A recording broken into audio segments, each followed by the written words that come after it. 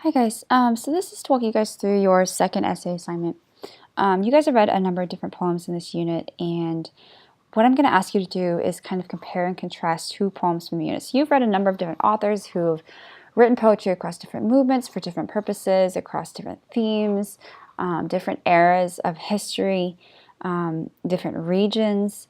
And so I'm going to ask you guys to choose two poems from two different authors in this unit, and you're going to compare and contrast those poems in terms of literary analysis.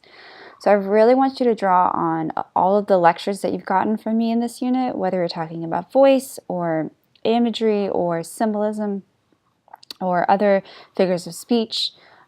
Use that scholarly language in your analysis. I want you to be using words like alliteration or assonance or any of these different terminologies that you've kind of learned in this unit and from the previous unit as well. So in making your choices, remember that you do have to choose from two different authors and two different poems, but you can choose authors that naturally fit together, or you can choose authors that kind of unexpectedly go together. And then you can use the graphic organizer that you've been doing to help you kind of organize your thoughts. You're going to have to show how they're similar and different in terms of these specific elements. So whether it's symbolism or illusions or theme, voice, imagery, figures of speech. Now, that doesn't necessarily mean that you need to touch on absolutely everything. That is quite a lot to do for two poems in just 3 pages. But you do want to cover a good majority of those elements. You want to really be thinking beyond just what is in the poem, so what the rhyme scheme is, what the structure is, what the voice or tone or imagery is, to thinking about why those things matter. Why does it matter that next to of course God, America, I has the word order that it does? Why does that help create specific meaning in the poem? What about the authorial intent behind Daddy? It's a confessional poem by Sylvia Plath. So why does that matter in terms of her positionality as an author? Why does it matter that we have these allusions to Nazism or to her father as similes as a vampire? What does that suggest about their relationship? So think beyond just what is there and think and try and analyze why those elements are there. Why does the author put them in the poem to help create specific meaning? So to help you, you're going to have at least 2 sources to support your claims, one of which has to be a scholarly source from the Garden City Library database.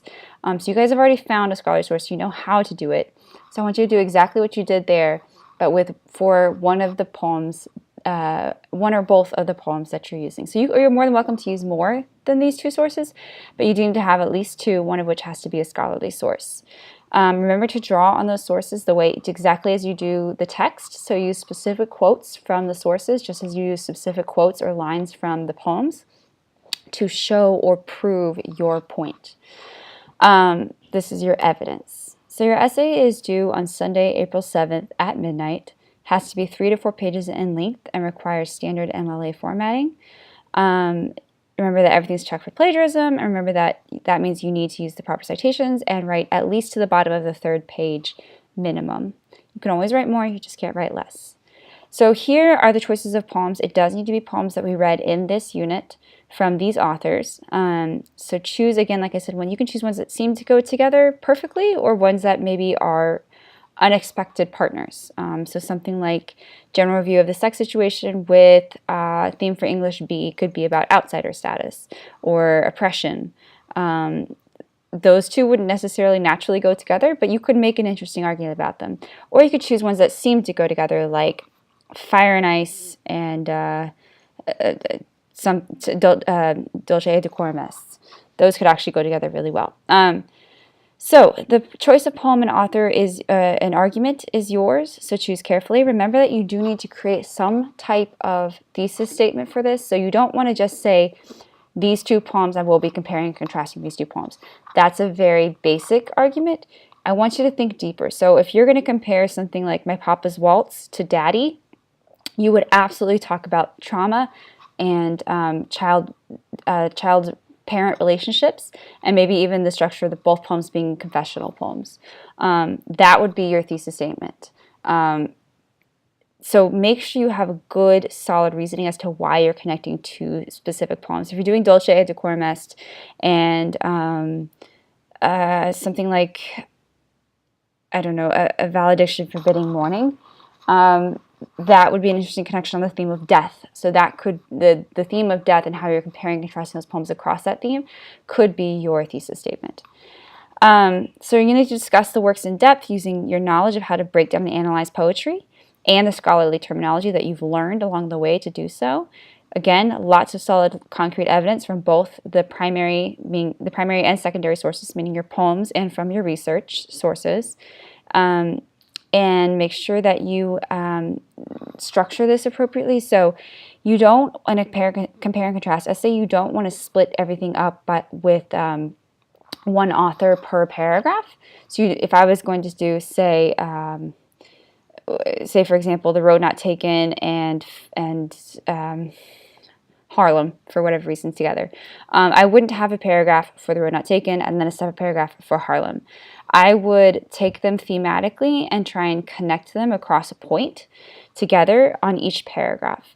So say I wanted to do this idea of a dream. So The Road Not Taken and Harlem connect on the idea of this unchased dream.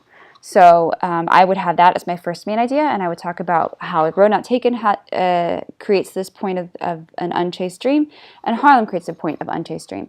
In the second paragraph, I might talk about the structure of both poems and how that's similar or different.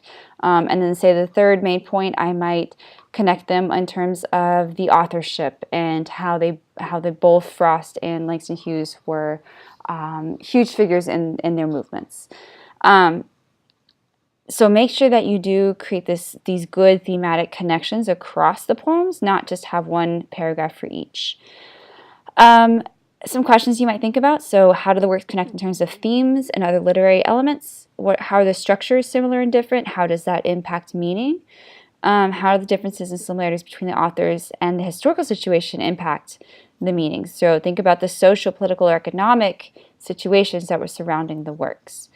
You're going to be assessed on making sure that you have a fully developed argumentative thesis statement in your introduction, good close analysis of the works and their major concepts, lots of solid evidence to support your claims from both the primary and the secondary required sources, proper page length, MLA, proper use, a number of sources and citations, and then a fully developed essay structure including a good intro, clear main ideas, and a nice conclusion.